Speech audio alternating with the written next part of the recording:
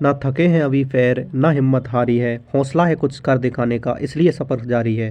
नमस्कार दोस्तों, स्वागत है आपका हमारे यूट्यूब चैनल जी शिक्षा पोर्टल में। दोस्तों आज हम लेके आ गए हैं रीट प्री एग्जाम 2025 के लिए सामाजिक अध्ययन यानी एसएसटी की अति महत्वपूर्ण क्लास, जो कि आपकी रीट प्री एग्जाम के लिए एक रामबाण साबित होने वाली है। दोस्तों मैंने इस वीडियो के अंदर Indian history, Indian polity, Indian geography व राजस्थान जीके के अति महत्वपूर्ण प्रश्न शामिल किए हैं, जिनकी आपकी रीट प्री एग्जाम के अंदर और 100% पूछे जाने की प्रबल संभावना है। दोस्तों मैं इस वीडियो के अंदर प्रत्येक क्वेश्चन के साथ जितने भी उसके ऑप्शंस हैं, उनके सारे फैक्ट हैं, जितने भी एक्स्ट्रा फैक्ट बनते हैं, वो सभी इस वीडियो के अंदर और डिस्कस करने वाला हूं। तो ओवरऑल ये वीडियो आपके लिए बहुत ही हेल्पफुल होने वाला है। और दोस्तों इस वीडियो से आपके रीट प्री एग्जाम के अंदर और लगभग 15 से 20 क्वेश्चन पूछे जाने हैं। तो पूरा वीडियो आपको बिना स्किप किए ध्यान तक अंत तक ज़रूर देखना है। तो चलिए वीडियो शुरू करते हैं। दोस्तों आज का जो हमारा सबसे पहले हम शुरुआत करते हैं इंडियन जो कॉन्स्टिट्यूशन है यानी हमारा भारतीय संविधान है उसके प्रश्नों से। और आज का हमारा जो पहला प्रश्न है वो है संविधान सभा की पहली बैठक कब हुई थी। तो दोस्तों इसका जो राइट आंसर होने वाला है दोस्तों वो होने वाला है और विकल्प ए, यानी कि दोस्तों 9 दिसंबर 1946 को हमारे संविधान की पहली बैठक हुई थी। अगर दोस्तों हमारे संविधान सभा की बात करें तो दोस्तों इसका जो निर्माण है वो कैबिनेट मिशन द्वारा 1946 में और किया गया था। वहीं दोस्तों इसकी जो पहली बैठक है वो 9 दिसंबर 1946 को हुई थी, जिसके अस्थायी जो अध्यक्ष है वो सच्चिदानंद सिन्हा को बनाया गया था। वहीं दोस्तों 11 और दिसंबर 1946 को इसकी जो स्थायी अध्यक्ष है वो डॉक्टर राजेंद्र प्रसाद को बनाया गया। वहीं दोस्तों 13 दिसंबर 1940 को और जो संविधान सभा है उसके सामने उद्देश्य प्रस्ताव पंडित जवाहरलाल नेहरू द्वारा पेश किया गया। आई होप कि मेरे द्वारा बताए गए पॉइंट आपको हेल्पफुल लगे होंगे। तो चलिए बढ़ते हैं अगले प्रश्न की ओर। दोस्तों जो आज का हमारा अगला प्रश्न है वो है भारत में राष्ट्रपति के चुनाव के लिए कौन मतदान कराता है। तो दोस्तों इसके जो हमारे विकल्प है वो इस प्रकार हैं। तो दोस्तों इसका जो राइट आंसर होने वाला है दोस्तों वो होने वाला है विकल्प सी, संसद और राज्य विधानमंडलों के निर्वाचित सदस्य। दोस्तों जब भारत के अंदर और राष्ट्रपति का जो चुनाव होता है, जो कि एकल मत संक्रमण प्रणाली द्वारा भारत के अंदर राष्ट्रपति का चुनाव संपन्न होता है, इसकी जो चुनाव की दोस्तों इसमें जो भाग लेते हैं वो दोस्तों संसद के यानी कि लोकसभा और राज्यसभा के जितने भी निर्वाचित सदस्य होते हैं वो सभी भाग लेते हैं। वहीं दोस्तों और पूरे देश के अंदर जितनी भी विधानसभाएं होती है उनके जो निर्वाचित सदस्य होते हैं, वहीं दोस्तों केंद्र शासित प्रदेश दिल्ली और पुदुचेरी के जो निर्वाचित विधायक होते हैं वो राष्ट्रपति के चुनाव में भाग लेते हैं। तो विकल्प सी इसका राइट आंसर हो जाएगा। तो चलिए बढ़ते हैं अगले प्रश्न की ओर। दोस्तों जो आज का हमारा अगला प्रश्न है वो है संविधान के किस अनुच्छेद के तहत राष्ट्रपति आपातकाल की घोषणा कर सकता है। तो दोस्तों इसका जो राइट आंसर होने वाला है दोस्तों वो होने वाला है और विकल्प सी, यानी कि अनुच्छेद 352। दोस्तों अनुच्छेद 352 के तहत और राष्ट्रपति हमारे देश के अंदर आपातकाल की घोषणा कर सकता है। तो विकल्प सी इसका राइट आंसर हो जाएगा। दोस्तों हमारे देश का जो संविधान है उसके अंदर अनुच्छेद 352 के अंदर राष्ट्रीय आपातकाल, 356 के अंदर राज्य आपातकाल व दोस्तों 360 के अंदर और वित्तीय आपातकाल का प्रावधान दिया गया है। दोस्तों अब तक हमारे देश में और 4 बार राष्ट्रपति जो राष्ट्रीय आपातकाल है वो लगाया जा चुका है। वहीं दोस्तों अब तक हमारे देश में एक भी बार और वित्तीय आपातकाल नहीं लगा है। तो चलिए बढ़ते हैं अगले प्रश्न की ओर। दोस्तों जो आज का हमारा अगला प्रश्न है वो है भारतीय संसद में धन विधेयक को कौन पारित करता है।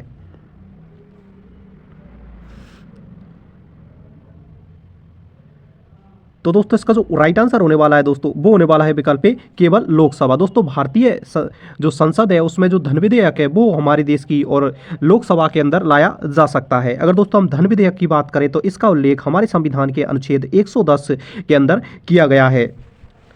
तो विकल्प ए इसका राइट आंसर होगा। अगर दोस्तों आपको मेरे द्वारा बताए गए प्रश्न वाकई हेल्पफुल लग रहे हैं तो प्लीज़ हमारे यूट्यूब चैनल जी शिक्षा पोर्टल को सब्सक्राइब करें, वीडियो को लाइक करें और कमेंट करके मुझे ज़रूर बताएं कि आपको वीडियो कैसा लग रहा है। तो चलिए बढ़ते हैं अगले प्रश्न की ओर। दोस्तों इस वीडियो के अंदर जितने भी प्रश्न मैंने शामिल किए हैं वो सारे आपके और रीट प्री एग्जाम या आप किसी भी एग्जाम की प्रिपरेशन कर रहे हो हमारे देश के अंदर तो उसके लिए बहुत ही हेल्पफुल और बेनिफिशियल होने वाले हैं। तो वीडियो आपको अंत तक ज़रूर देखना है। दोस्तों जो आज का हमारा अगला प्रश्न है वो है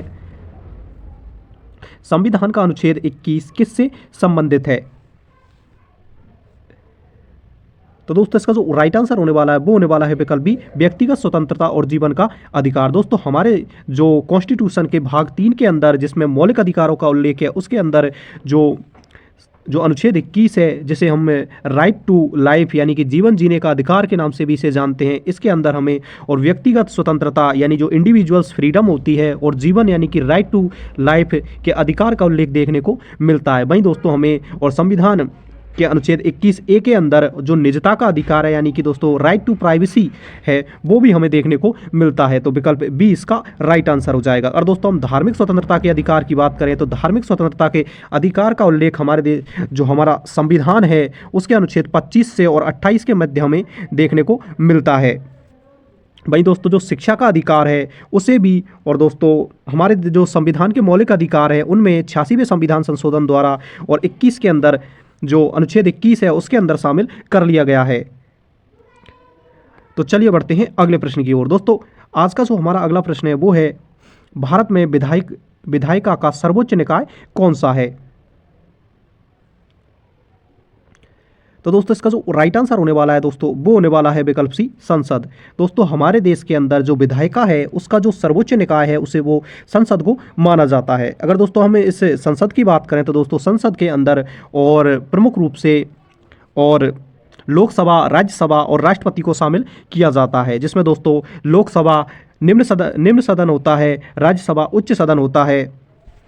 और हमारे संविधान में इनके अंदर संसद का उल्लेख हमें और 79वें अनुच्छेद के अंदर देखने को मिलता है। वहीं दोस्तों राज्यसभा का जो उल्लेख है वो 80वें अनुच्छेद में देखने को मिलता है और 81वें अनुच्छेद में हमें लोकसभा का उल्लेख देखने को मिलता है। तो चलिए बढ़ते हैं अगले प्रश्न की ओर। दोस्तों जो आज का हमारा अगला प्रश्न है वो है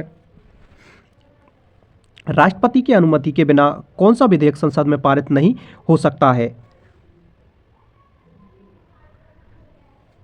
तो दोस्तों इसका जो राइट आंसर होने वाला है दोस्तों वो होने वाला है और विकल्प ए, धन विधेयक। दोस्तों धन विधेयक को और राष्ट्रपति की अनुमति के बिना संसद में और पेश नहीं किया जा सकता है। अगर दोस्तों हम धन विधेयक की बात करें तो इसका उल्लेख हमारे संविधान के और अनुच्छेद 110 के अंदर किया गया है। तो चलिए बढ़ते हैं अगले प्रश्न की ओर। दोस्तों जो आज का हमारा अगला प्रश्न है वो है राज्यपाल की नियुक्ति कौन करता है। तो दोस्तों इसका जो राइट आंसर होने वाला है दोस्तों वो होने वाला है विकल्प बी, राष्ट्रपति। दोस्तों प्रत्येक राज्य के अंदर राज्यपाल की जो नियुक्ति है वो राष्ट्रपति के द्वारा की जाती है। अगर दोस्तों हम राज्यपाल की नियुक्ति की बात करें तो इसका उल्लेख हमारे जो संविधान का अनुच्छेद 155 है उसके अंदर और किया गया है, जिसमें दोस्तों ये जो राज्यपाल की नियुक्ति है वो राष्ट्रपति के द्वारा की जाएगी। यह हमें 155 के अंदर देखने को मिलता है। वहीं दोस्तों अनुच्छेद और 153 के अंदर हमें यह देखने को मिलता है कि प्रत्येक राज्य का एक राज्यपाल होगा।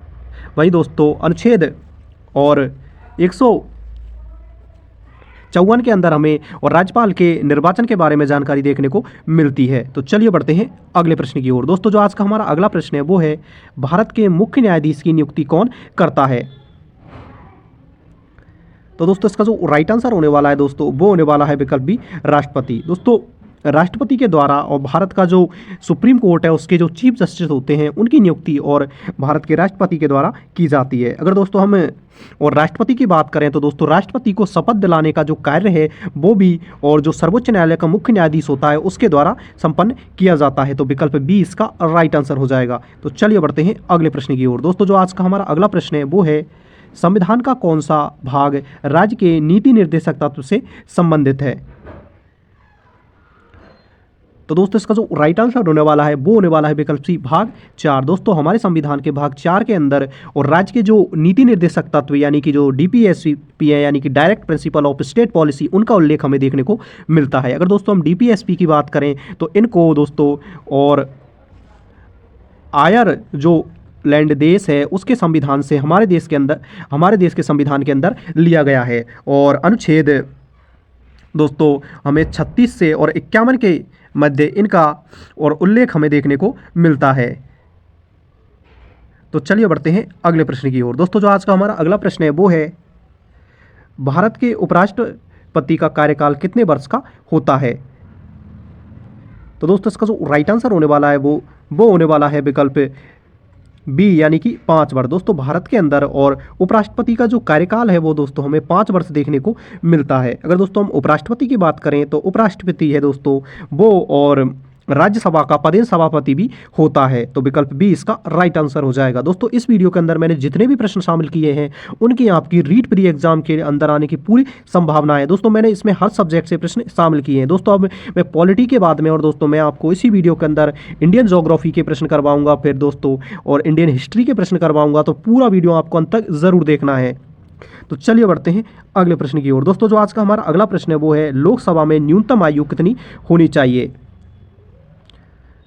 तो दोस्तों इसका जो राइट आंसर होने वाला है दोस्तों वो होने वाला है विकल्प सी 25 वर्ष। दोस्तों लोकसभा का सदस्य बनने के लिए जो न्यूनतम आयु निर्धारित की गई है दोस्तों वह है 25 वर्ष। तो विकल्प सी इसका राइट आंसर हो जाएगा। और दोस्तों हम अन्य और निकायों में और जो न्यूनतम आयु की बात करें तो दोस्तों राज्यसभा के अंदर जो न्यूनतम आयु है वह 30 वर्ष मानी गई है। वहीं दोस्तों अगर आप और राष्ट्रपति अथवा उपराष्ट्रपति का चुनाव लड़ना चाहते हैं तो इसके लिए आपकी न्यूनतम आयु 35 वर्ष होना अनिवार्य है। तो चलिए बढ़ते हैं अगले प्रश्न की ओर। दोस्तों जो आज का हमारा अगला प्रश्न है वो है संविधान का अनुच्छेद 370 राज्य से संबंधित था।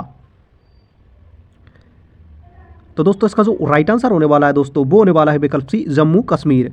दोस्तों संविधान का जो अनुच्छेद 370 है वो हमें जम्मू कश्मीर राज्य से संबंधित देखने को मिलता था, जिसे दोस्तों और 5 अगस्त और 2019 को और हमारे संविधान से और हटा दिया गया है। तो विकल्प सी इसका राइट आंसर हो जाएगा। दोस्तों हमारे संविधान के अनुच्छेद 370 और अनुच्छेद 35 ए के अंदर हमें और जम्मू कश्मीर को विशेष राज्य मानने का प्रावधान किया गया था, जो कि 5 अगस्त 2019 में इस प्रावधान को हमारी संसद द्वारा हटा दिया गया है।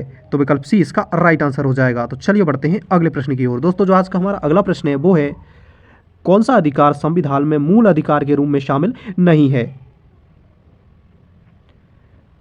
तो दोस्तों इसका जो राइट आंसर होने वाला है दोस्तों वो होने वाला है विकल्प सी संपत्ति का अधिकार। दोस्तों जो संपत्ति का अधिकार यानी कि राइट टू लैंड है वो हमारे संविधान के जो फंडामेंटल राइट्स यानी कि मौलिक अधिकार हैं उनके अंदर शामिल नहीं है। दोस्तों अगर इस अधिकार की बात करें तो दोस्तों इस अधिकार को और जो 46वां जो हमारा कॉन्स्टिट्यूशन अमेंडमेंट हुआ था यानी कि 46वां संविधान संशोधन जो कि हमें 1978 के अंदर देखने को मिलता है, उसके तहत दोस्तों और संपत्ति के अधिकार को हमारे फंडामेंटल राइट से यानी कि अनुच्छेद 31 से हटाकर और 300A के अंदर डाल दिया गया है। अब दोस्तों यह एक विधिक अधिकार यानी कि लीगल राइट बन चुका है। तो विकल्प सी इसका राइट आंसर होगा। तो चलिए बढ़ते हैं अगले प्रश्न की ओर। दोस्तों जो आज का हमारा अगला प्रश्न है वो है संविधान का कौन सा संशोधन पंचायती राज व्यवस्था से संबंधित है।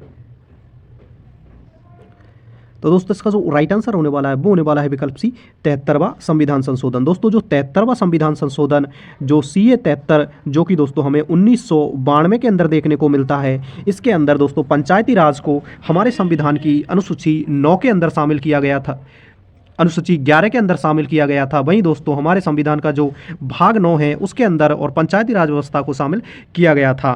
तो विकल्प सी इसका राइट आंसर हो जाएगा। दोस्तों भारत के संपूर्ण भारत के अंदर और पंचायती राज की शुरुआत हमें 24 अप्रैल और 1993 से देखने को मिलती है, इसीलिए प्रतिवर्ष 24 अप्रैल को पंचायती राज दिवस के रूप में मनाते हैं। वही और दोस्तों हम 74वें संविधान संशोधन की बात करें तो वह और नगरीय निकाय यानी नगर पालिका से संबंधित है, जो कि और लगभग जून और 1993 को संपूर्ण भारत के अंदर लागू हुआ था, जिसका उल्लेख हमें हमारे संविधान की अनुसूची 12 के अंदर वहीं दोस्तों भाग 9A के अंदर देखने को मिलता है। आई होप कि मेरे द्वारा बताए गए फैक्ट आपको हेल्पफुल लग रहे होंगे। दोस्तों वहीं दोस्तों अगर हम 86वें संविधान संशोधन की बात करें तो यह 2002 के अंदर हुआ था, जिसे हम RTE एक्ट यानी राइट टू एजुकेशन एक्ट के नाम से जानते हैं, जिसे दोस्तों जो शिक्षा का अधिकार है वो हमारे संविधान के मौलिक अधिकारों के अंदर शामिल कर लिया गया, जिसे 21A के अंदर, और यह हमें देखने को मिलता है। तो चलिए बढ़ते हैं अगले प्रश्न की ओर। दोस्तों जो आज का हमारा अगला प्रश्न है वो है दोस्तों अब ज्योग्राफी के क्वेश्चन में इस वीडियो के अंदर शामिल करने वाला हूं, तो आपको वीडियो अंत तक जरूर देखना है। दोस्तों मैं प्रत्येक प्रश्न के साथ उनके जितने भी एक्स्ट्रा फैक्ट है वो इस वीडियो के अंदर डिस्कस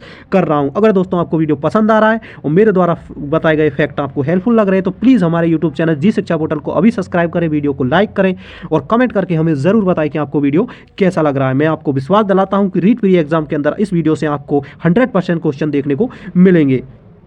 दोस्तों जो आज का हमारा अगला प्रश्न है वो है भारत का सबसे दक्षिण बिंदु कौन सा है।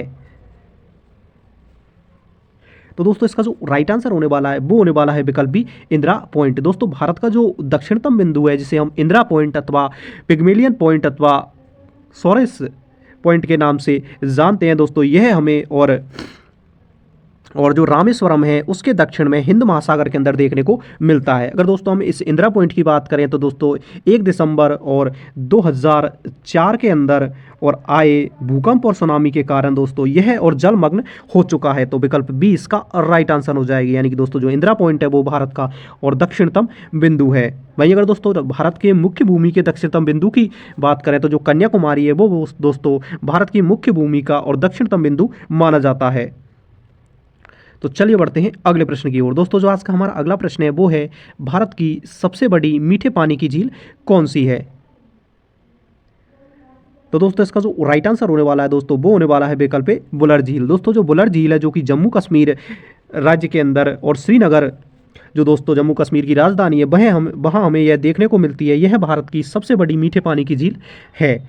तो विकल्प ए इसका राइट आंसर हो जाएगा। दोस्तों अगर अन्य विकल्पों की बात करें तो चिल्का झील है दोस्तों, यह हमें उड़ीसा राज्य के अंदर देखने को मिलती है। वही दोस्तों लोकटक झील जो कि हमें मणिपुर राज्य के अंदर देखने को मिलती है। पुलकिट झील जो कि हमें आंध्र प्रदेश राज्य के अंदर देखने को मिलती है। तो चलिए बढ़ते हैं अगले प्रश्न की ओर। दोस्तों जो आज का हमारा अगला प्रश्न है वो है मधुरमलाई राष्ट्रीय उद्यान किस राज्य में स्थित है। तो दोस्तों इसका जो राइट आंसर होने वाला है वो होने वाला है विकल्प बी तमिलनाडु। दोस्तों तमिलनाडु राज्य के अंदर हमें और जो मधुरमलाई जो राष्ट्रीय उद्यान है वो देखने को मिलता है। तो विकल्प बी इसका राइट आंसर हो जाएगा। अगर दोस्तों हम केरल राज्य की बात करें तो केरल राज्य के अंदर हमें साइलेंट वैली राष्ट्रीय उद्यान देखने को मिलता है, पेरियार राष्ट्रीय उद्यान देखने को मिलता है। वहीं दोस्तों हमें और कर्नाटक राज्य के अंदर बांदीपुर राष्ट्रीय उद्यान देखने को मिलता है। तो विकल्प बी इसका राइट आंसर हो जाएगा। तो चलिए बढ़ते हैं अगले प्रश्न की ओर। दोस्तों जो आज का हमारा अगला प्रश्न है वो है किस राज्य में सुंदरबन डेल्टा स्थित है। तो दोस्तों इसका जो राइट आंसर होने वाला है दोस्तों वो होने वाला है विकल्प बी पश्चिम बंगाल। दोस्तों पश्चिम बंगाल के अंदर हमें और विश्व का सबसे बड़ा जो नदीय डेल्टा है सुंदरबन का डेल्टा वह देखने को मिलता है। अगर दोस्तों हम इस डेल्टा की बात करें तो यह गंगा और ब्रह्मपुत्र नदी द्वारा बनाया जाता है, जो कि एक दलदलीय क्षेत्र है जिसमें हमें मैग्रोव वन अथवा सुंदरी वृक्ष देखने को मिलते हैं। दोस्तों यहाँ पर जो प्रसिद्ध बंगाल टाइगर है वो भी हमें देखने को मिलता है। तो विकल्प बी इसका राइट आंसर हो जाएगा। तो चलिए बढ़ते हैं अगले प्रश्न की ओर। दोस्तों जो आज का हमारा अगला प्रश्न है वो है भारत की सबसे लंबी तटरेखा किस राज्य की है। तो दोस्तों इसका जो राइट आंसर होने वाला है वो होने वाला है दोस्तों और विकल्प सी गुजरात। दोस्तों गुजरात राज्य की तटरेखा हमें सबसे बड़ी तटरेखा देखने को मिलती है। अगर दोस्तों हम गुजरात राज्य की तटरेखा की बात करें तो इसकी लंबाई लगभग 1600 और किलोमीटर है। वहीं दोस्तों जो कि संपूर्ण भारत की जो तटरेखा है उसका लगभग 24% यह मानी जाती है। अगर दोस्तों हम संपूर्ण भारत की बात करें तो जो संपूर्ण भारत की तटरेखा की लंबाई है वो दोस्तों हमें 7500 किलोमीटर देखने को मिलती है और मुख्य भूमि की जो तटरेखा है उसकी लंबाई हमें लगभग 5400 किलोमीटर देखने को मिलती है। वहीं दोस्तों गुजरात राज्य के बाद में हमें और आंध्र प्रदेश की जो तटरेखा है वो सबसे लंबी देखने को मिलती है। आई होप कि मेरे द्वारा बताए गए हर फैक्ट आपके लिए बहुत ही हेल्पफुल और बेनिफिशियल हो रहे होंगे। तो चलिए बढ़ते हैं अगले प्रश्न की ओर। दोस्तों जो आज का हमारा अगला प्रश्न है वो है गंगा नदी का उद्गम स्थल कौन सा है। तो दोस्तों इसका जो राइट आंसर होने वाला है दोस्तों वो होने वाला है विकल्प सी गंगोत्री। दोस्तों उत्तराखंड के जो गंगोत्री हिमनद है उससे हमें गंगा नदी का उद्गम देखने को मिलता है। अगर दोस्तों हम गंगा नदी की बात करें तो यह भारत की और भूमि की सबसे बड़ी नदी मानी जाती है, जिसकी लंबाई हमें लगभग 2500 और 25 किलोमीटर देखने को मिलती है, जो कि गंगोत्री से निकलकर और बंगाल की भारत के और कई राज्यों में बहते हुए और बंगाल की खाड़ी में अपना जल छोड़ती है। वहीं दोस्तों इस गंगा नदी पर भारत के अंदर अनेक बांध बनाए गए हैं। वहीं दोस्तों अनेक भारत के जो धार्मिक स्थल है वो भी हमें गंगा नदी पर देखने को मिलते हैं। तो विकल्प सी इसका राइट आंसर हो जाएगा। तो चलिए बढ़ते हैं अगले प्रश्न की ओर। दोस्तों जो आज का हमारा अगला प्रश्न है वो है भारत का सबसे ऊंचा जलप्रपात कौन सा है। तो दोस्तों इसका जो राइट आंसर होने वाला है दोस्तों वो होने वाला है विकल्प ए जोग जलप्रपात। दोस्तों जोग जलप्रपात जो कि कर्नाटक राज्य के अंदर शरावती नदी पर स्थित है वो भारत का सबसे ऊंचा जलप्रपात है। तो विकल्प ए इसका राइट आंसर हो जाएगा। अगर दोस्तों अन्य ऑप्शंस की बात करें तो जो दूध सागर जलप्रपात है वो दोस्तों हमें गोवा राज्य के अंदर देखने को मिलता है। वहीं दोस्तों जो भीमलत जलप्रपात है वो दोस्तों हमें मध्य प्रदेश के अंदर देखने को मिलता है। तो चलिए बढ़ते हैं अगले प्रश्न की ओर। दोस्तों जो आज का हमारा अगला प्रश्न है वो है भारत की सबसे बड़ी कोयले की खदान कौन सी है।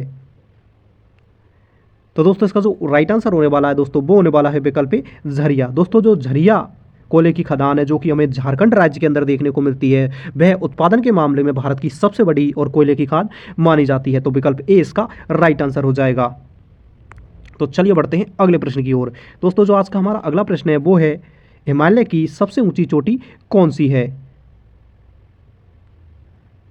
तो दोस्तों इसका जो राइट आंसर होने वाला है दोस्तों वो होने वाला है और विकल्प बी माउंट एवरेस्ट। दोस्तों माउंट एवरेस्ट हिमालय की सबसे ऊंची चोटी है जिसकी और जो ऊंचाई है दोस्तों वो 8,848 किलोमीटर हमें 8,848 मीटर हमें देखने को मिलती है। तो विकल्प बी इसका राइट आंसर हो जाएगा। अगर दोस्तों हम भारत की बात करें तो दोस्तों भारतीय जो भूभाग है उसकी सबसे ऊंची जो चोटी है दोस्तों वो कंचनजंगा को माना जाता है जिसकी ऊंचाई हमें और लगभग 8500 और 98 मीटर देखने को मिलती है। तो विकल्प सी इसका राइट आंसर हो जाएगा। तो चलिए बढ़ते हैं अगले प्रश्न की ओर। दोस्तों जो आज का हमारा अगला प्रश्न है वो है भारत की सबसे बड़ी खारे पानी की झील कौन सी है। तो दोस्तों इसका जो राइट आंसर होने वाला है दोस्तों वो होने वाला है विकल्प ए चिल्का झील। दोस्तों चिल्का झील भारत की सबसे बड़ी खारे पानी की झील मानी जाती है जो कि हमें उड़ीसा और राज्य के अंदर देखने को मिलती है। तो विकल्प ए इसका राइट आंसर हो जाएगा। वहीं अगर दोस्तों भारत के अन्य ऑप्शंस की बात करें तो बुलर झील भारत की सबसे बड़ी मीठे पानी की झील है जो हमें जम्मू कश्मीर राज्य के अंदर देखने को मिलती है। वहीं दोस्तों सावर झील जो कि एक खारे पानी की झील है जो हमें राजस्थान के अंदर देखने को मिलती है। वहीं दोस्तों लोकटक झील हमें मणिपुर राज्य के अंदर देखने को मिलती है। वहीं दोस्तों लोकटक झील के पास ही और दोस्तों डांसिंग डियर यानी कि जो अभ्यारण्य है दोस्तों केवल लामजाओ वो भी हमें देखने को मिलता है जहां पर डांसिंग डियर पाया जाता है। तो विकल्प ए इसका राइट आंसर हो जाएगा। तो चलिए बढ़ते हैं अगले प्रश्न की ओर। दोस्तों जो आज का हमारा अगला प्रश्न है वो है कौन सा राज्य स्पाइस गार्डन के नाम से जाना जाता है। तो दोस्तों इसका जो राइट आंसर होने वाला है वो होने वाला है विकल्प ए केरल। दोस्तों केरल राज्य को स्पाइस गार्डन यानी कि मसालों का बगीचे के नाम से जाना जाता है। तो विकल्प ए इसका राइट आंसर हो जाएगा। तो चलिए बढ़ते हैं अगले प्रश्न की ओर। दोस्तों जो आज का हमारा अगला प्रश्न है वो है भारत में सबसे ज़्यादा चावल उत्पादन किस राज्य में होता है।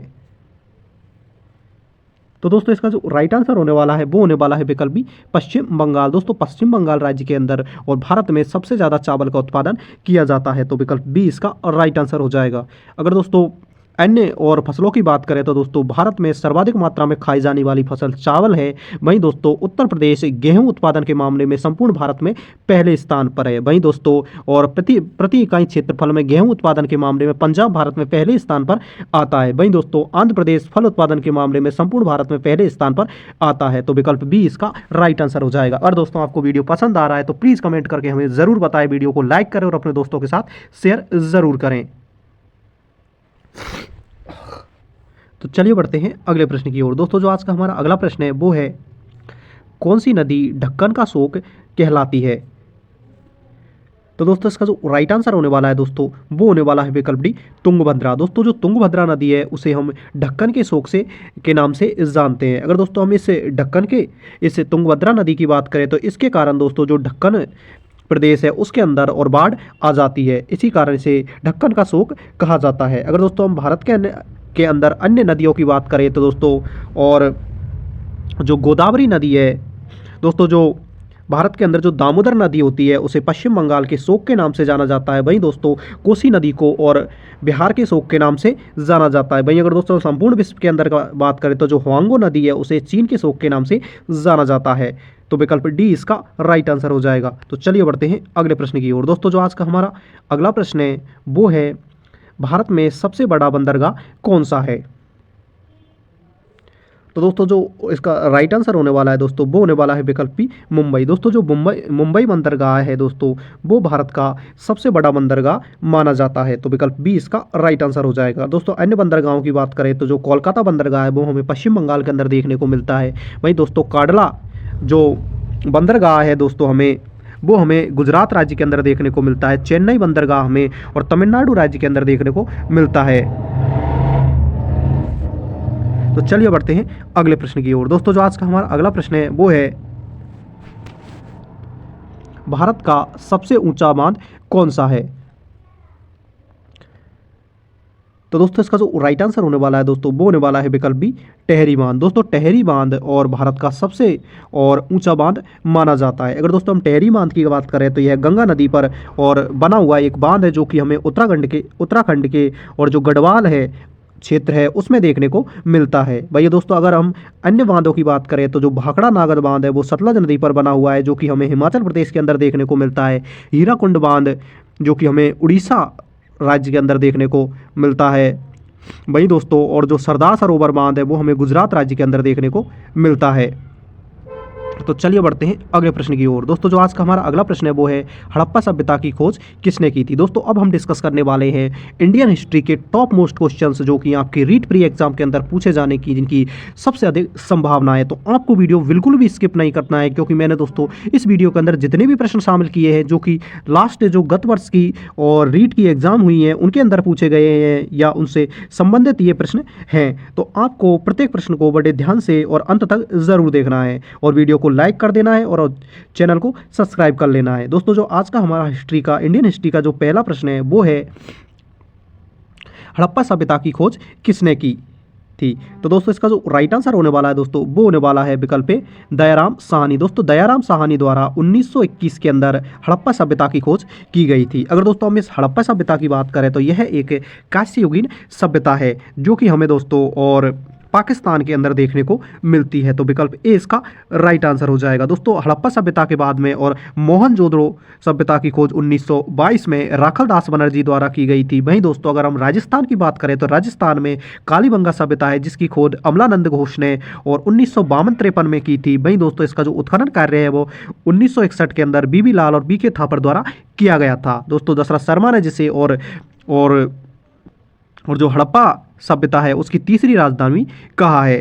तो विकल्प ए इसका राइट आंसर हो जाएगा। अगर दोस्तों हम हड़प्पा सभ्यता की अगर समय की बात करें तो इसका समय लगभग दोस्तों हमें 2500 ईस्वी पूर्व से और 1750 ईस्वी पूर्व देखने को मिलता है जो कि कार्बन 14 जो डेटिंग पद्धति है उसके द्वारा यह समय निर्धारित किया गया है। तो चलिए बढ़ते हैं अगले प्रश्न की ओर। दोस्तों जो आज का हमारा अगला प्रश्न है वो है महाजनपद काल में सबसे शक्तिशाली राज्य कौन सा था। तो दोस्तों इसका जो राइट आंसर होने वाला है वो होने वाला है विकल्प ए, मगध। दोस्तों जो मगध जनपद था वो महाजनपद काल में और सबसे शक्तिशाली जनपद माना जाता था। तो विकल्प ए इसका राइट आंसर हो जाए करें तो दोस्तों जो मगध जनपद है वो और हमें बिहार राज्य के अंदर देखने को मिलता है। यानी कि दोस्तों जो बिहार के आसपास का क्षेत्र था वो और प्राचीन काल में एक उर्वरक भूमि के रूप में माना जाता था और अधिकतम जितने भी राजवंश है वो यहीं पर हुए हैं। तो विकल्प ए इसका राइट आंसर हो जाएगा। अगर दोस्तों हम जनपद का महाजनपद काल की बात करें तो प्राचीन काल में भारत के अंदर और 17 महाजनपद हुआ करते थे जिनकी जानकारी हमें और जैन ग्रंथ अंकुतर निकाय से देखने को मिलती है। तो विकल्प ए इसका राइट आंसर हो जाएगा। तो दोस्तों मैंने जितने भी प्रश्न शामिल किए हैं वो रीट का जो लेटेस्ट सिलेबस है उस पर ये आधारित है क्योंकि दोस्तों हमारे जो सिलेबस है उसके अंदर स्पष्ट रूप से महाजनपद काल के बारे में बताया गया है। तो चलिए बढ़ते हैं अगले प्रश्न की ओर। दोस्तों जो आज का हमारा अगला प्रश्न है वो है हिस्ट्री से चोल साम्राज्य की राजधानी कौन सी थी। दोस्तों अभी हमारा जो रीट का लेटेस्ट सिलेबस आया है उसके अंदर और चोल साम्राज्य को स्पेशली और शामिल किया गया है। तो दोस्तों उसका भी मैंने इस वीडियो के अंदर प्रश्न शामिल किया है। अगर दोस्तों हम चोल साम्राज्य की बात करें तो दोस्तों चोल साम्राज्य की जो राजधानी थी वो तंजावुर थी। अगर दोस्तों हम चोल राजवंश की बात करें तो इसकी स्थापना विजयालय द्वारा की गई थी। वही दोस्तों इसमें इसके जो सबसे प्रतापी शासक हैं वो दोस्तों और राजा राज चोल और राजेंद्र चोल को माना जाता है। दोस्तों और चोलों की बात करें तो चोलों की जो जल सेना थी वो सबसे शक्तिशाली मानी जाती थी जिसने और चीन और जितने भी थाईलैंड है आदि पर भी कब्जा कर लिया था। तो विकल्प बी इसका राइट आंसर हो जाएगा। दोस्तों जो बृहदेश्वर के जो मंदिर हैं उनका निर्माण भी चोल शासकों द्वारा ही किया गया है दोस्तों। और जो राजा राज चोल था उसके द्वारा ही जो दोस्तों गंगकोंड है उसकी भी उपाधि धारण की गई थी। तो विकल्प बी इसका राइट आंसर हो जाएगा। तो चलिए बढ़ते हैं अगले प्रश्न की ओर। दोस्तों जो आज का हमारा अगला प्रश्न है वो है सत्यमेव जयते कहाँ से लिया गया है। तो दोस्तों इसका जो राइट आंसर होने वाला है वो होने वाला है विकल्प बी उपनिषद। दोस्तों जो सत्यमेव जयते है यह वाक्यांश है दोस्तों मुंडक उपनिषद से लिया गया है। अगर दोस्तों हम उपनिषदों की बात करें तो दोस्तों उपनिषद शब्द का जो शाब्दिक अर्थ होता है वो होता है और निकट बैठना, यानी दोस्तों समीप बैठने को उपनिषद के नाम से जाना जाता है। वहीं दोस्तों अगर इसके भावार्थ की बात करें तो इन ग्रंथों की रचना और जो बड़े महान ऋषि मुनि हुआ करते थे, उनके जो शिष्य थे वो उनके पास में बैठकर इन ग्रंथों की और रचना किया करते थे। तो दोस्तों मुंडकोपनिषद की अंदर हमें सत्यमेव जयते का जो व्याख्यांश है वो देखने को मिलता है। तो विकल्प बी इसका राइट आंसर हो जाएगा। अगर दोस्तों हम ऋग्वेद की बात करें तो ऋग्वेद भारत का सबसे प्राचीन और वेद माना जाता है। वहीं दोस्तों महाभारत और रामायण भारत के दो प्राचीन महाकाव्य हैं। तो चलिए बढ़ते हैं अगले प्रश्न की ओर। दोस्तों जो आज का हमारा अगला प्रश्न है वो है पहला बौद्ध परिषद कहाँ आयोजित हुई थी। तो दोस्तों इसका जो राइट आंसर होने वाला है दोस्तों वो होने वाला है विकल्प ए राजगृह। दोस्तों राजगृह के अंदर और जो पहली बौद्ध परिषद थी उसका आयोजन और अज्ञातशत्रु के समय किया गया था। वही अगर दोस्तों इसके समय की बात करें तो दोस्तों यह हमें और लगभग और 400 दोस्तों 500 और 83 ईस्वी पूर्व देखने को मिलती है। वही दोस्तों 483 ईस्वी पूर्व देखने को मिलती है, माफ़ कीजिएगा। फिर वहीं दोस्तों इसके बाद में जो द्वितीय बौद्ध संगति थी वो हमें वैशाली के अंदर और 383 ईस्वी पूर्व देखने को मिलती है। वहीं दोस्तों 250 ईस्वी पूर्व हमें और तीसरी बौद्ध संगति पाटलिपुत्र के अंदर देखने को मिलती है। वहीं दोस्तों प्रथम शताब्दी के अंदर हमें कुंडलवन कश्मीर यानी कि जो कनिष्क के कार्यकाल में हमें और चतुर्थ बौद्ध संगति देखने को मिलती है। दोस्तों पहली बौद्ध संगति और राजगृह में अज्ञातशत्रु के समय भी आयोजित की गई थी। वही दोस्तों दूसरी जो बौद्ध संगति थी वो काला अशोक के समय पर और आयोजित की गई थी। वही दोस्तों तीसरी बौद्ध संगति जो पाटलिपुत्र के अंदर हुई थी वो हमें और अशोक के समय और आयोजित की गई थी। वहीं दोस्तों चौथी बौद्ध संगति कुंडलवन कश्मीर के अंदर कनिष्क के समय आयोजित की गई। आई होप कि आपको मेरे द्वारा बताए गए पॉइंट और हेल्पफुल लग रहे होंगे। तो चलिए बढ़ते हैं अगले प्रश्न की ओर। दोस्तों जो आज का हमारा अगला प्रश्न है वो है अकबर के शासनकाल में कौन सा कर हटाया गया था। तो दोस्तों इसका जो राइट आंसर होने वाला है वो होने वाला है विकल्प ए जजिया। दोस्तों अकबर द्वारा और हिंदू ब्राह्मणों और हिंदू जो धर्म के लोग हैं यानी जो अन्य धर्म के लोग हैं उन पर एक धार्मिक कर जजिया कर लिया जाता था, जो कि अकबर द्वारा और 1564 के अंदर और हटा दिया गया था। तो विकल्प ए इसका राइट आंसर हो जाएगा। अगर दोस्तों हम चौथ की बात करें तो चौथ कर दोस्तों और शिवाजी के द्वारा लिए जाने वाला एक प्रमुख कर था। तो चलिए बढ़ते हैं अगले प्रश्न की ओर। दोस्तों जो आज का हमारा अगला प्रश्न है वो है शिवाजी ने किस वर्ष मराठा साम्राज्य की स्थापना की थी। तो दोस्तों इसका जो राइट आंसर होने वाला है दोस्तों वो होने वाला है विकल्प बी 1674। दोस्तों 1674 के अंदर और शिवाजी ने और मराठा साम्राज्य की स्थापना की थी। अगर दोस्तों हम शिवाजी की बात करें तो दोस्तों शिवाजी एक भारत के प्रमुख मराठा और शक्तिशाली शासक माने जाते हैं, जिनके द्वारा 1674 के अंदर मराठा साम्राज्य की स्थापना की गई थी, जो कि और 1761 तक चलता है। यानी दोस्तों 1761 में जो पानीपत का तृतीय युद्ध हुआ था उसमें और मराठा साम्राज्य का खात्मा हो जाता है। तो विकल्प बी इसका राइट आंसर हो जाएगा। तो चलिए बढ़ते हैं अगले प्रश्न की ओर। दोस्तों जो आज का हमारा अगला प्रश्न है वो है रॉलेट एक्ट किस वर्ष लागू हुआ था। तो दोस्तों इसका जो राइट आंसर होने वाला है दोस्तों वो होने वाला है विकल्प बी 1919। दोस्तों रॉलेट एक्ट 1919 को और भारत के अंदर लागू हुआ था। दोस्तों अगर हम इस रॉलेट एक्ट की बात करें तो इसे ना दलील ना अपील का कानून भी कहा जाता है, जिसे हम काले कानून के नाम से भी जानते हैं, क्योंकि दोस्तों इस रॉलेट एक्ट के तहत किसी भी व्यक्ति पर बिना मुकदमा चलाए और उसे और गिरफ्तार किया जा सकता था।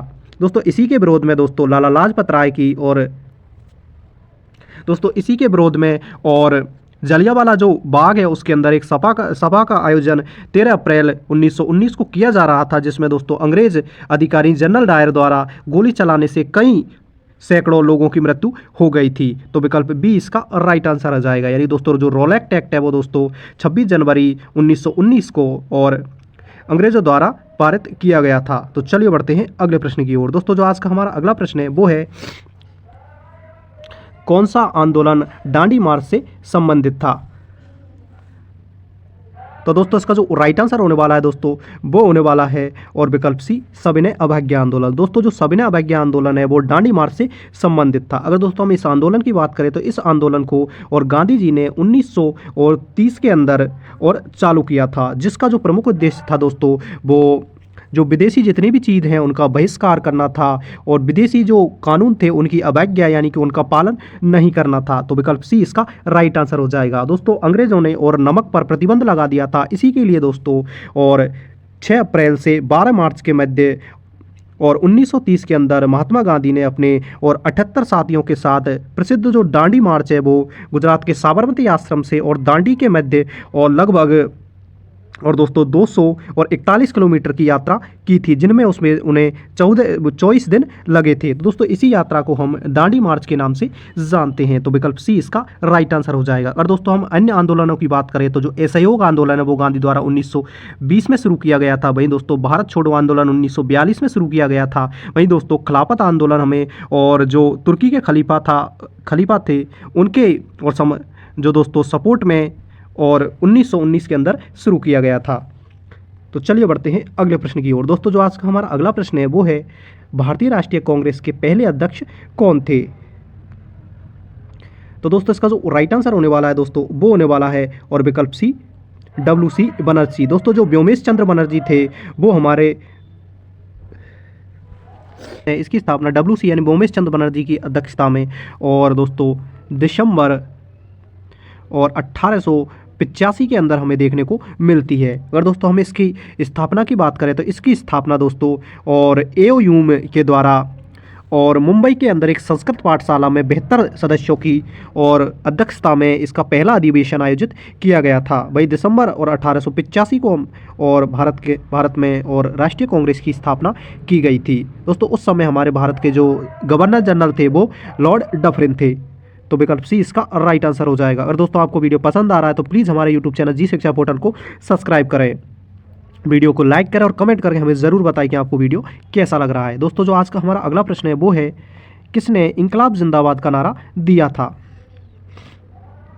तो दोस्तों इसका जो राइट आंसर होने वाला है वो होने वाला है विकल्प ए भगत सिंह। दोस्तों भगत सिंह द्वारा इनकलाब जिंदाबाद का नारा दिया गया था। अगर दोस्तों हम भगत सिंह की बात करें तो यह भारत के अंदर एक गर्म दल के एक प्रमुख और क्रांतिकारी माने जाते हैं। दोस्तों इनके द्वारा ही और 1929 के अंदर और जो दोस्तों असेंबली थी उसमें और बम फेंका गया था, इसीलिए उन्हें दोस्तों मार्च और 1931 में को भगत सिंह राजगुरु सुखदेव को इसी जुल्म के कारण और फांसी की सज़ा दी गई थी। दोस्तों इनके द्वारा नौजवान भारत सभा की स्थापना की गई। दोस्तों वहीं दोस्तों 1928 में जो हिंदुस्तान रिपब्लिक एसोसिएशन है उसके अंदर भी भगत सिंह शामिल हुए थे। और इनकी अगर दोस्तों प्रमुख किताब की बात करें तो मैं नाश्ते के क्यों हूँ, यह इनकी प्रमुख किताब मानी जाती है। तो विकल्प ए इसका राइट आंसर हो जाएगा। तो चलिए बढ़ते हैं अगले प्रश्न की ओर। दोस्तों जो आज का हमारा अगला प्रश्न है वो है द्वितीय गोलमेज सम्मेलन कब हुआ था। तो दोस्तों इसका जो राइट आंसर होने वाला है दोस्तों वो होने वाला है विकल्प सी 1931 को। दोस्तों 1931 को और द्वितीय गोलमेज सम्मेलन की और आयोजन और इंग्लैंड के अंदर किया गया था। अगर दोस्तों हम द्वितीय गोलमेज सम्मेलन की बात करें तो यह एकमात्र सम्मेलन था जिसमें महात्मा गांधी ने भाग लिया था। दोस्तों प्रमुख रूप से 3 गोलमेज सम्मेलन आयोजित किए गए थे जिनका आयोजन और 1930, 1931 में 1932 के अंदर किया गया था। डॉक्टर VR अम्बेडकर ने भारतीय दलितों का प्रतिनिधित्व करने के लिए और तीनों गोलमेज सम्मेलन के अंदर भाग लिया था। वहीं दोस्तों और गांधी इरविन समझौते के बाद में और 1931 के में और जो महात्मा गांधी थे उन्होंने द्वितीय गोलमेज सम्मेलन के अंदर भाग लिया था। तो विकल्प सी इसका राइट आंसर हो जाएगा। और दोस्तों 1932 की बात करें तो डॉक्टर बाबा साहब अम्बेडकर और महात्मा गांधी के मध्य और यरबदा जेल के अंदर पूना पैक्ट हुआ था। तो विकल्प सी इसका राइट आंसर हो जाएगा। तो चलिए बढ़ते हैं अगले प्रश्न की ओर। दोस्तों जो आज का हमारा अगला प्रश्न है वो है भारत में प्रथम अंग्रेजी कारखाना कहाँ स्थापित किया गया था। तो दोस्तों इसका जो राइट आंसर होने वाला है वो होने वाला है विकल्प ए सूरत। दोस्तों सूरत के अंदर और 1613 के अंदर अंग्रेजों द्वारा प्रथम जो फैक्ट्री है उसकी स्थापना की गई थी। तो विकल्प ए इसका राइट आंसर हो जाएगा। तो चलिए बढ़ते हैं अगले प्रश्न की ओर। दोस्तों जो आज का हमारा अगला प्रश्न है वो है किस संधि के तहत प्रथम विश्व युद्ध समाप्त हुआ था। तो दोस्तों इसका जो राइट आंसर होने वाला है दोस्तों वो होने वाला है विकल्प ए वर्साई की संधि। दोस्तों जो वर्साई की संधि जो कि और 28 जून और 1919 को हुई थी। इसके तहत और प्रथम विश्व युद्ध समाप्त हुआ था। दोस्तों इस संधि के अंदर और जर्मनी जो देश था उस पर अनेक और प्रतिबंध और मित्र राष्ट्रों द्वारा लगाए गए थे। तो विकल्प ए इसका राइट आंसर हो जाएगा। तो चलिए बढ़ते हैं अगले प्रश्न की ओर। दोस्तों जो आज का हमारा अगला प्रश्न है वो है लाल बाल पाल की तिगड़ी कौन नहीं था। दोस्तों जो लाल बाल की तिगड़ी थी जिसमें लाल से लाला लाजपत राय, बाल से बाल गंगाधर तिलक और पाल से विपेंद्र चंद्र पाल को जाना जाता है। दोस्तों इनमें हमें दोस्तों और सुभाष चंद्र देखने को नहीं मिलते हैं। तो विकल्प डी इसका राइट आंसर हो जाएगा। तो चलिए बढ़ते हैं अगले प्रश्न की ओर। दोस्तों इस प्रकार हमने और एसएसटी के और टॉप और दोस्तों 30 क्वेश्चंस को टॉप दोस्तों आपके और 14 प्लस क्वेश्चंस को डिस्कस किया। आई होप कि आपको वीडियो अच्छा लगा होगा। दोस्तों इसके अंदर जितने भी प्रश्न शामिल किए गए थे वो आपके पूर्णतः सिलेबस पर आधारित है, जिनकी आपकी रीट और फ्री एग्जाम के अंदर पूछे जाने की बहुत अधिक संभावना है। अगर दोस्तों आपको वीडियो पसंद आया तो प्लीज़ हमारे यूट्यूब चैनल जी शिक्षा पोर्टल को सब्सक्राइब करें, वीडियो को लाइक करें और कमेंट करके हमें ज़रूर बताएं कि आपको वीडियो कैसा लगा। दोस्तों इस वीडियो के बाद में आप और मैंने इसी यूट्यूब चैनल पर NEP 2020, RTE एक्ट 2009, NCF 2005 से संबंधित शॉर्ट वीडियो अपलोड किए हैं, तो उन्हें भी देख सकते हैं। वहीं दोस्तों मैंने और साइकोलॉजी और रीट प्री एग्जाम से संबंधित मॉडल पेपर भी करवाए हैं, तो इस वीडियो के बाद में आप उन्हें भी वॉच कर सकते हो। Thanks for watching.